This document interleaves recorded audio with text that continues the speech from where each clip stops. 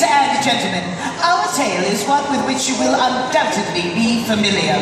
It concerns the fortunes of three brothers. Wait! What is it now? Can I play one of the brothers? I never get to do it. I'm always, you know...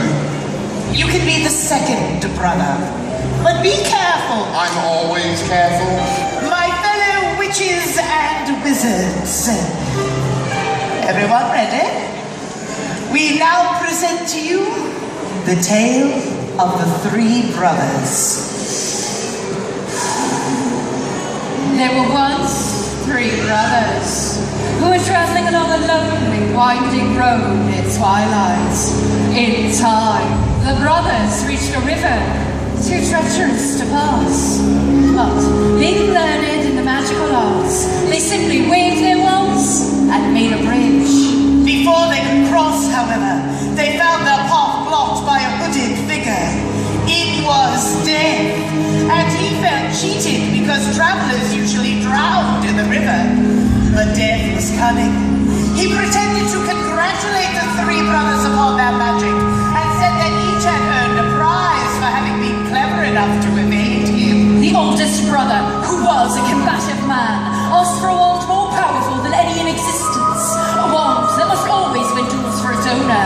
So Death fashioned him one from an elder tree that grew nearby. Then the second brother, who was an arrogant man, decided that he wanted to humiliate Death still further and asked for the power to recall others from death. So Death picked up a stone from the riverbank and gave it to him. Finally, Death turned toward the third brother. A humble and wise man, he did not trust Death.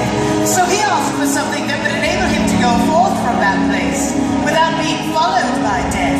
And Death, most unwillingly, handed over his own cloak of invisibility. In due course, the brothers separated, each for his own destination. The first brother travelled to a distant village, where he sought out a wizard with whom he had once quarrelled. Naturally, with the elder wand as his weapon, he could not fail to win the duel that followed. Leaving his enemy upon the floor, the oldest brother proceeded to an inn, where he boasted loudly of the powerful wand he had snatched from Death himself, and of how it made him invincible. But that very night, another wizard crept upon the oldest brother as he lay upon his bed, whereupon he stole the wand, and with it, the brother's life. And so Death took the first brother for his own. Meanwhile, the second brother took the stone that had the power to recall the dead and turned it thrice in hand. To his amazement and his delight, the figure of a girl he once hoped to marry before her untimely death appeared at once before him. Yet soon she turned sad and cold, for she did not belong in the mortal world. Driven mad with hopeless longing, the second brother took his own life, so as truly to join her. And so Death took the second brother for his own. As for the third brother, Death searched for many years, but he was never able to find him.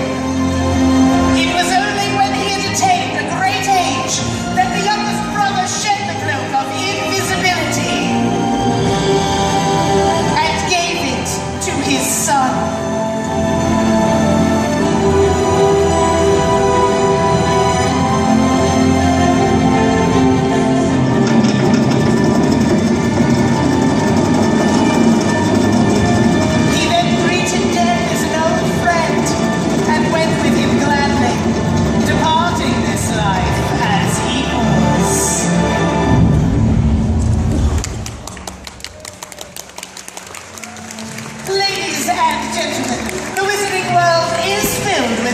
Of courage, Gallantry, Friendship, hope, and love. Bravo, Darby. And now I'd like to perform a short monologue. That was wonderful, Darby, but perhaps we should reserve your theatrical stylings for our next show. We must be off. Until next time, thank you.